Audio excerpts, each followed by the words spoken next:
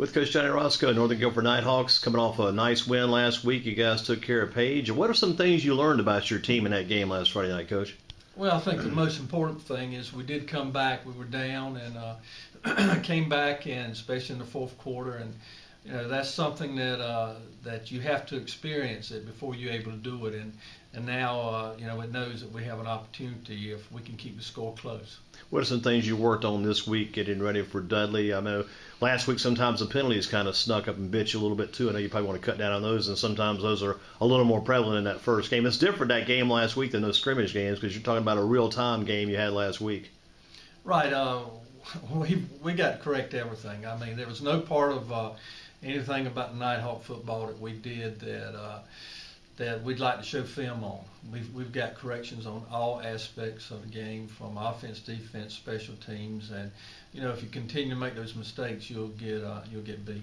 What about the game to Austin Coltrane? When he came in, it seemed like it kind of gave the offense a spark, and you guys began to move the ball down the field, got yourself in position to put the points on the board.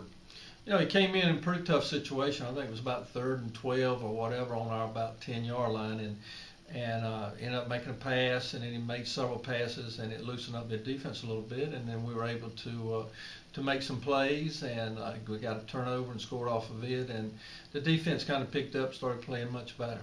Defense, kind of late in the game, that key stretch for Page, they had the ball down pretty deep in your territory and had that 4th down situation, and you guys came up with a big play. I guess T.J. Ruff had more than one big play in that game, but I'm sure that one stands out.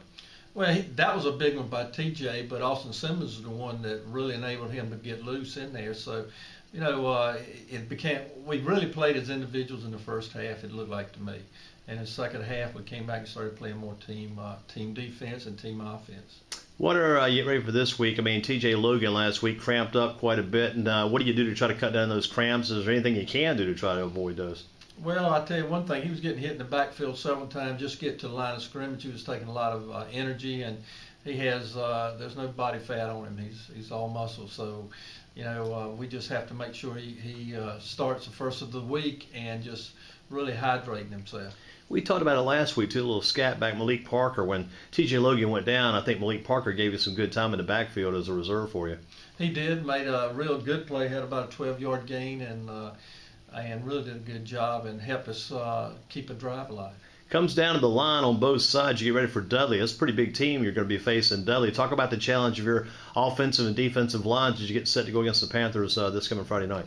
They're huge. I mean, they're really across the line, both on offense and defense. The only difference is their height. Everybody else, they weigh 250 and plus. So, we have nobody on our team that weighs that much. So we're going to have to be really challenged. We're going to have to get and stay on them, and I know they're going to get a lot of penetration. They're going to push us around, and we just hopefully, we can get our seams for our backs to get through and can carry the ball. What impressed you about their offense? So they got a quick quarterback. You've got to put a lot of pressure on him because he seems to be a pretty steady engineer back there behind their offense.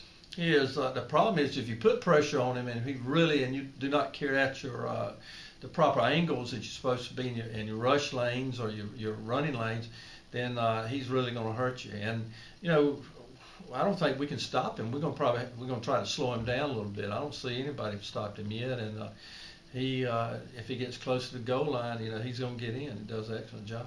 What about the games between the two teams the past couple of years? Been some great matchups between you going over to Dudley and Dudley coming out here too. Oh, it is excellent type of contest. It's type that only makes you better, and that's why we play them before down the line. We're going to get games like this, and we're going to have to be able to execute both offense and defense. And this gives us experience, and we've got a lot of players who may have been on the team but have not been on the field. And that's what these early games really help us there. And you think about a game here a couple of years ago against Dudley, you guys went out to the 14-0 lead around halftime, then they kind of battled back in the second half, took control. And sometimes their offense, maybe it's different with the one they run now, but back then their offense, when they got the ball, sometimes it's hard to get the ball back. And as they maintain possession, just eat up a lot of time, and you don't have a chance to try to do anything once you get your offense on the field. It's not out there as much as you'd like for it to be. And that's true. And Coach Davis does an excellent job. When you play them, you know what type of team you're going to get, and they're well coached and they come right at you, and you better be prepared to play. I mean, he really does a good job, and all our games have been just like that. And we look forward to it's a good competition. People just don't understand that's the type of game you've got to play. And you think about a game like that, last year's and the past 2 years games in the finals, you've gone and won the 3 AA state championships. Those have been storybook type years, but again, it's no storybook when you play teams like Page and then Dudley and then Northwest, guys like that down the road. No storybook about the way this non-conference schedule unfolds. Right, it's challenging. I think that's as much as anything else, and we can easily lose both the next two as if it's a possibility of winning them. So. Our players, they understand that, and the coaches do also. You think about the team, do you have the depth you like on this team right now? You're starting to work some other guys in. Last week you had to work a few guys in, not necessarily by choice, but by necessity. Is this kind of making, kind of molding this into a better, stronger team, you think, for down the road? Oh, it does. Anytime you can put players into tight situations, which if they got on the field last Friday night, it was a tight situation no matter what. So, that's a little bit we learned. We learned that some people can step forward and make plays for us, and we did put a lot of them. We had probably, I think I looked, we played around 32 players, and that's pretty good this early in the season.